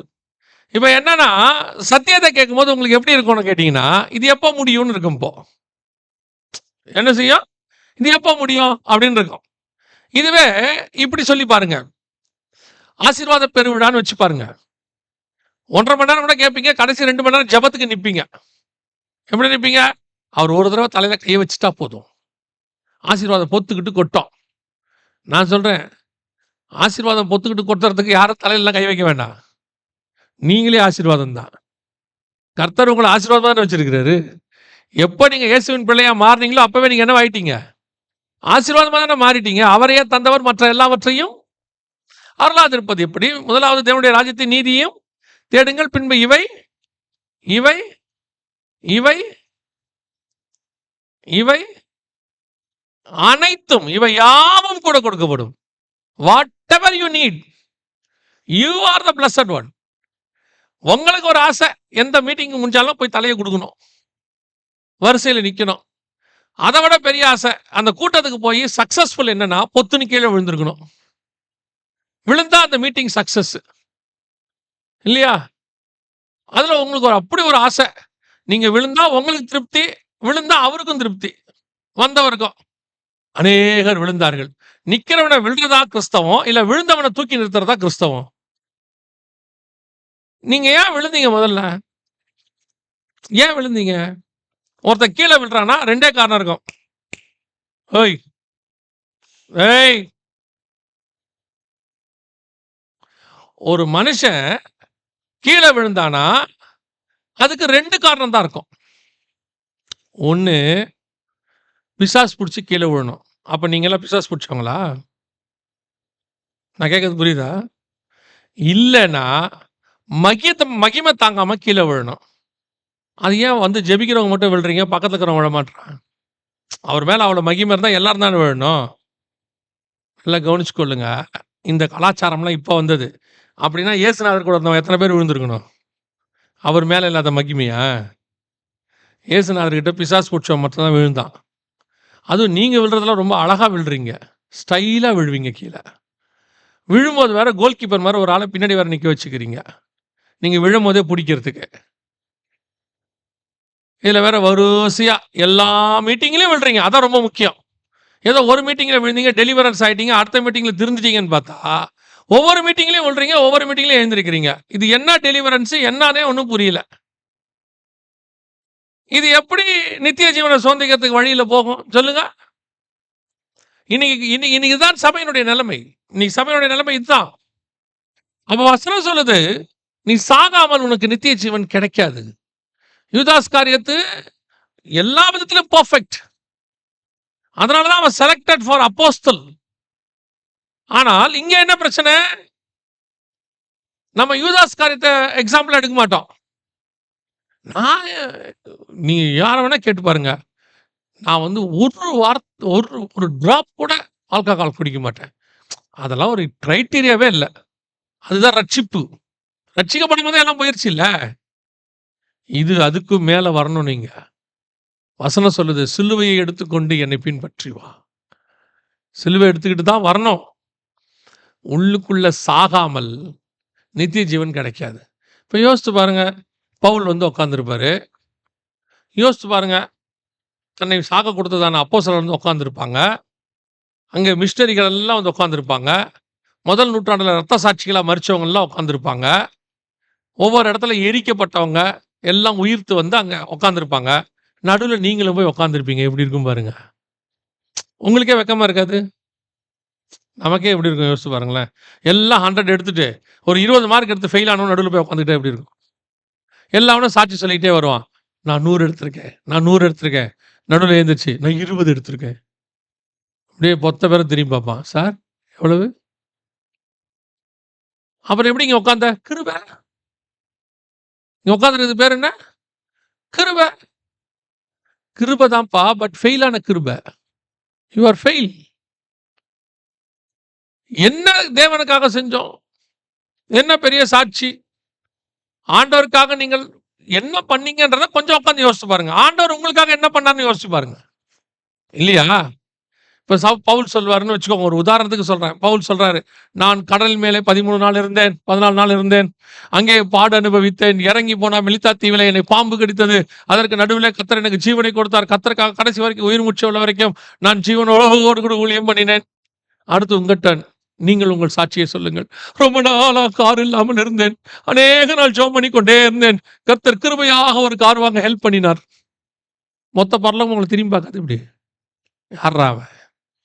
வித்தியாசமான சாட்சியோட உட்காந்துருக்கான். ஒரு சுவிசேஷம் சொன்னேன், கொஞ்சம் பேரை போய் பார்த்தேன், ஒரு 10 மிஷினரியை தாங்கினேன், இல்லை ஆண்டவருக்காக என்னோட ஜீவன்ல இதெல்லாம் விட்டேன், நஷ்டமும் குப்பையும் என்று விட்டேன், அந்நியரும் பரதேசியும் என்று வாழ்ந்தேன். இப்படி ஏதாவது சொல்லணும்ல. மதர் தெரசா வந்து சாட்சி சொல்லுவாங்கல்ல, எல்லாத்தையும் விட்டு சின்ன வயசுலேருந்தே வந்துட்டேன்னு சொல்லுவாங்க தானே. அத்தனை மிஷினரி வந்து சொல்லுவாங்கல்ல, இங்கிலாந்துல இருந்து வந்து நாங்கள் இந்தியாவில் வந்து மண்ணோட மண்ணா செத்து போனோம்னு சொல்லுவாங்க தானே. ஸ்டெயின் சொல்லுவார் தானே, என்னை வச்சு நார்த் இந்தியாவில் எரிச்சாங்கன்னு. நம்ம என்ன சொல்லுவோம்? எப்படி சொல்லுவோம்? யோசிச்சு பாருங்க. எந்த இடத்துக்கு போய் மிஷனரியா நீங்க போய் என்ன சொன்னீங்க? எந்த இடத்துக்கு போய் கால் பட்டிருக்கு? ஏதாவது ஒரு ஊழியத்துக்கு மாசம் மாசம் ஏதாவது ஒரு பணத்தை கொடுத்து அதுல ஒரு திருப்தி. அதை வேற 10 பேர்கிட்ட மாதா மாதம் நாங்கள் பணம் அனுப்பி கொண்டிருக்கிறோம். நான் உங்களை குறை சொல்றேன், தயவு செஞ்சு எடுத்துக்காதீங்க. இது குறை அல்ல. நீங்கள் இருக்கிற இந்த இடத்திலிருந்து நித்திய ஜீவனை சுதந்திரிக்க முடியாது. இன்னும் நீங்கள் போக வேண்டிய தூரம் அதிகம். நீங்க அந்த அந்த வே ஆஃப் லைஃப்குள்ள போகணும். அந்த ஸ்வாட தாண்டணும். இல்லாட்டி கிடைக்காது. அதைத்தான் திருச்சபைக்கு ஆண்டவர் சொல்லுகிறார். நீங்கள் எவ்வளவு அந்த பாதைக்குள்ள போகணும்னு விரும்புறீங்களோ, கர்த்தர் உங்களை கொண்டு போக உதவி செய்வார். இது நீங்க அந்த வசனத்தை வாசிங்க. நான் முடிச்சிடறேன் கரெக்டா. 19ஆம் அதிகாரம், மத்திய எழுதின சுவிசேஷம் 19ஆம் அதிகாரம். சீஷர்கள் கேட்ட கேள்வி என்ன? அதுக்கு இயேசு என்ன சொல்றாரு பாருங்க. 25, 26 வாசிங்க, முடிக்கலாம்.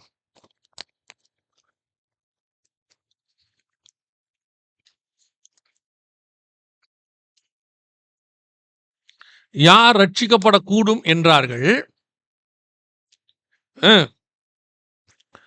மனுஷரால் இது கூடாததுதான்.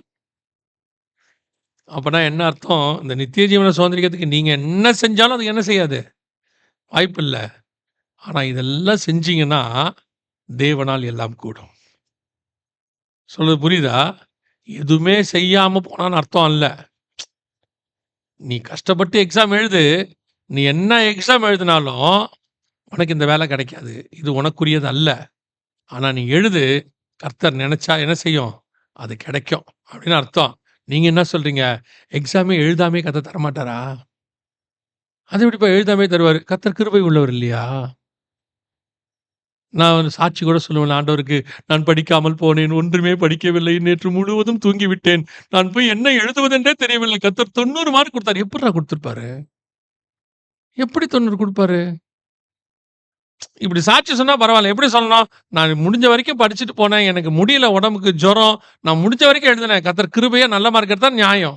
நான் எழுதவே இல்லங்கிறான். அப்புறம் யார் எழுதுனது அத? அந்த அந்த மாரி ஆள் தான் இங்க உட்கார்ந்திருக்கு நித்திய ஜீவன சுதந்திரிக்கிறதுக்கு. கர்த்தர் கிருபை உள்ளவர். நான் இஷ்டப்படி உலகத்தில் வாழ்ந்தேன். எல்லா பாவத்தையும் செய்தேன். ஒரு நாள் எல்லாவற்றையும் விட்டு விட்டேன். ஆனாலும் என் சொகுசு வாழ்க்கையை விடவில்லை. கர்த்தர் கிருபையாய் என்னை இது எப்படி கரெக்ட்டா இருக்குமா? அவன் என்ன சொல்றான்? நான் எல்லாவற்றும் நஷ்டமும் குப்பையும் என்று விட்டேன். நான் 2 போட் நெறைய மீன் இருந்துச்சு. அத விட்டு விட்டு வந்தேன். நான் எங்க அப்பாவையும் வலையையும் விட்டு விட்டு வந்தேன். யோவான் சொல்லுவார்ல. நான் பார்த்துட்டு இருந்த கவர்ன்மெண்ட் வேலையை விட்டு விட்டு வந்தேன். மத்தேயு சொல்லுவார்ல. நான் என் தேசத்தையும், இனத்தையும், தகப்பன் வீட்டையும் விட்டு வந்தேன். ஆபிரகாம் சொல்லுவார்ல. இவங்க எல்லாம் விட்டு விட்டு வந்தேன்னு சொல்லும்போது, நீங்க என்ன விட்டு விட்டு வந்தீர்கள்? அந்த கொஸ்டின் ஒண்ணு வரும்ல. ஆராய்ந்து பாருங்க. நித்திய ஜீவனை சுதந்திரிக்கிறதுக்கு என்ன செய்யணும்? இதை செய்யாமல் நீங்கள் சுதந்திரிக்க முடியாது. ஆனால் நீங்கள் சுதந்திரிக்க வேண்டும் என்று பரலோகம் விரும்புகிறது. அதுக்கு தான் இந்த செய்தி உங்களுக்கு கொடுக்கப்படுகிறது. உங்கள டிஸ்கரேஜ் பண்றதுக்காக சொல்லல. உங்களுக்கு தேர் இஸ் எ வே. இதான் வழி. இதை அல்லாமல் வேறு வழி இல்ல. இந்த ஊழியத்துக்கு குடுத்தா போயிரலாம். ஊழியக்காரனுக்கு குடுத்தா போயிரலாம். அப்புறம் வந்துட்டு ஊழியக்காரனுக்கு சைட்ல குடுத்தா போயிரலாம். நீங்க ஊழியத்த கனம் பண்ணுங்க, ஊழியக்காரன கனம் பண்ணுங்க. அதெல்லாம் வேணான்னு சொல்லல. இத செய்யாமல் நித்திய ஜீவன் கிடையாது. அல்லேலூயா! நாம் ஜெபிக்க போகிறோம். எந்திரிக்கலாமா நம்ம எல்லோரும் தேவ சமூகத்துல? எல்லாம் கண்களை மூடுவோம். உங்கள ஒரே ஒரு நிமிஷம் ஆராய்ந்து பாருங்க. வேதம் சொல்லுது. நம்மை நாமே நிதானித்து அறிந்தால் நாம் நியாயம் தீர்க்கப்படுவோம். உங்கள ஆராய்ந்து பாருங்க. இந்த நித்திய ஜீவனை சுதந்திரிப்பதற்கு நீங்க ரெடியா இருக்கிறீங்களான்னு பாருங்க. உங்களுக்கே தெரியும். உங்க அளவுகோல் யாரா இருக்கணும் தெரியுமா பைபிள்ல? 2 பேர் தான் அந்த தைரியமா சொல்றாங்க. ஒன்று இயேசு சொல்றாரு. நான் பரிசுத்தராய் இருப்பது போல நீங்களும் இன்னொரு ஆள் அதே மாரி ஒரு மனுஷன் சொன்னான்னா, யார் சொன்னான்னா பவுல் சொல்லுவார். நான் கிறிஸ்துவை பின்பற்றுகிறது போல நீங்கள் என்னை பின்பற்றுங்கள். உங்க அளவுகோல் இவங்களா இருக்கட்டும். வேற யாருமே வேண்டாம். உங்க அளவுகோல் இவங்களா இருக்கட்டும். மத்த சபைய பார்க்காதீங்க. மத்த ஊழியக்காரன பார்க்காதீங்க. வேற மத்த விசுவாசிய பார்க்காதீங்க. இயேசுவ பாருங்க. அவர்தான் உங்களுடைய ரோல் மாடல். அவர் உங்களுக்கு என்ன சொல்லுகிறாரோ அதன்படி செய்யுங்கள். சர்வ வல்லமையுள்ள எங்கள் ஆண்டவரே, இந்த நாளுக்காக உமக்கு நன்றி. எங்கள் திருச்சபை உம்முடைய சமூகத்திலே போய் நிற்கும்படி, ஆண்டவரே நாங்கள் நித்திய ஜீவனை சுதந்திரிக்கும்படி எங்களுக்கு நீர் வழி வாய்ப்பை திறந்து கொடுத்ததுக்காக ஸ்தோத்திரம். அப்பேற்பட்ட பழைய ஏற்பாட்டு பரிசுத்தவான்களுக்கு கிடைக்காத வாய்ப்பை புதிய ஏற்பாட்டு பரிசுத்தவான்கள் எங்களுக்கு நீர் வைத்ததுக்காக நன்றி. நாங்கள் அதை தவற விடாதபடி, அதை சுதந்திரித்துக் கொள்ளும்படி ஒவ்வொரு நாளும் ஆயத்தப்பட்டு நிற்க கிருபை பாராட்டும். உலகமோ உலகத்துக்கு உண்டானவைகளோ எங்களை இழுத்து விடாதபடி, உலகம் என் பின்னே, சிலுவை என் முன்னே என்று ஓட கிருபை பாராட்டும். எங்கள் ஆண்டவர் இயேசு கிறிஸ்துவின் நாமத்தில் பிதாவே.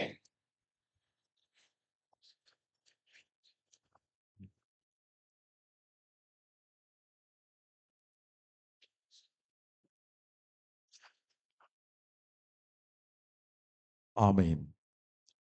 ஆண்டவருடைய அருமையான வார்த்தைகளுக்காக நம் ஆண்டவருக்கு நன்றி சொல்லுவோம். ஆண்டவரே, நித்திய ஜீவனை சுதந்தரிப்பதற்காகவே நம்மை அழைத்திருக்கிறீங்க. ஒன்றாகிய மெய்த்தேவனையும் அவர் அனுப்பின குமாரனையும் அறிவதே நித்திய ஜீவனாய் இருக்கிறது ராஜா. அதனால் இந்த வேளையிலும் ஆண்டவரே, உம்முடைய தாசனுக்கூடாக நீர் உம்முடைய சபையை அந்த நித்திய ஜீவனை சுதந்தரிக்கிற சபையாக காண விரும்புகிறபடியால் நாங்கள் உமக்கு நன்றி சொல்லுகிறோம். ஜெயம் கொள்ளுகிறவன் எவனோ அவனுக்கே அந்த ஆண்டவரே அந்த விருட்சத்தின் கனி கொடுக்கப்படுகிறது. ஆகவே தேவரீர் இப்பொழுதும் சபையாகிய எங்கள் ஒவ்வொருவருக்கும் ஜெயம் கொண்டவர்களாக கடந்து வந்து அந்த கனியை சுதந்தரிக்க என் தேவன் உதவி செய்வீராக. நீர் அதற்காக செலுத்திய கிரியத்தை புரிந்தவர்களாய், அதற்காக சுமந்த சிலுவையை புரிந்தவர்களாய் நாங்களும் எங்கள் சிலுவையை சுமந்து கொண்டு வர என் தேவன் அனுக்கிரகம் பண்ண வேண்டும்படிக்கு நாங்கள் ஜெபிக்கிறோம். அனுக்கிரகம் பண்ண வேண்டும்படிக்கு நாங்கள் ஜெபிக்கிறோம். ஆண்டவரே உம்முடைய திருக்கரத்துக்குள் ஒப்புக் கொடுக்கிறோம். வந்த ஒவ்வொருவரையும் பெயர் பெயராய் ஆசீர்வதிங்க. என்ன தேவைகளோ ஆண்டவரே அவற்றை சந்தித்து ஆசீர்வதிங்க. இந்த நாளிலும் நாங்கள் நாளையும் மறுநாட்களிலும் வியாழன் வெள்ளி சனி நடக்கிற ஒவ்வொரு நாள் கூட்டங்களுக்காக நாங்கள் ஜெபிக்கிறோம். என் தேவன் ஆண்டவரே எல்லா தடைகளையும் நீக்கி உடைய மக்களை அழைத்து வந்து ஆராதனைகளை ஆசீர்வதிக்க வேண்டும்படிக்கு நாங்கள் ஜெபிக்கிறோம். அழைத்து வந்திருக்கிற தாசனுக்காய் ஸ்தோத்திரம், அவருடைய ஊழியங்களுக்காய் ஸ்தோத்திரம். தொடர்ந்து தேவரீர் இன்னும் மகிமையாய் எடுத்து பயன்படுத்தும். அநேகரை உமக்கு நேராக திருப்பிவிட, அநேகரை அக்கினியின் என்று இழுத்துவிட உடைய தாசனை பயன்படுத்தி வருகிறபடியால் உமக்கு நன்றி செலுத்துகிறோம். உடைய திருக்கரத்துக்குள்ளே எங்கள் ஒவ்வொருவரையும் ஒப்புக் கொடுத்து இயேசு கிறிஸ்துவின் அதி உன்னத நாமத்தில் ஜெபிக்கிறோம் நல்ல பிதாவே. ஆமேன், ஆமேன். நாம் சேர்ந்து சொல்லுவோம், என் ஆத்மாவே கர்த்தரை ஸ்தோத்தரி, என் முழு உள்ளமே பரிசுத்த நாமத்தை ஸ்தோத்தரி. என் ஆத்மாவே கர்த்தரையே ஸ்தோத்தரி, அவர் செய்த சகல உபகாரங்களையும் மறவாதே. ஆமேன், ஆமேன், ஆமேன், ஆமேன். God bless you. ஆமேன்.